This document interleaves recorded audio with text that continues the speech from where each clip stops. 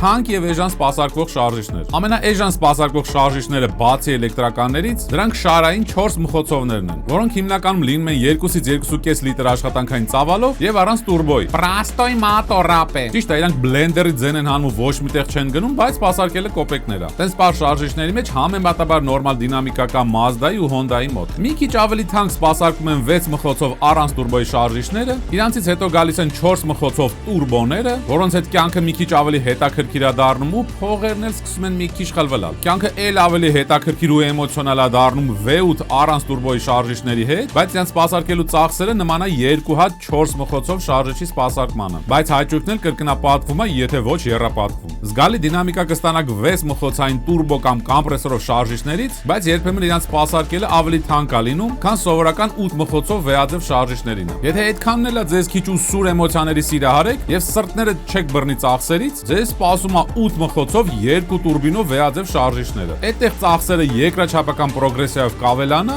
իսկ եթե վերջնական խփնվել եք, կարաք վերցնեք 10 կամ 12 մխոցով V-աձև 2 տուրբինով շարժիչ ու ձեր ծախսերի թվերը նույնիսկ կալկուլյատորի մեջ տեղ չի անի, որովհետև դա արդեն ոչ թե շարժիչ է, այլ գործարան, որից բնականաբար դուք ստանալու եք անկրկնելի էմոցիաներ։ Մյուս անգամ էլ կպատմեմ մեքենայի ընթացքային մասից, նենց որ գրանցվի, որ չկորցնես ինձ։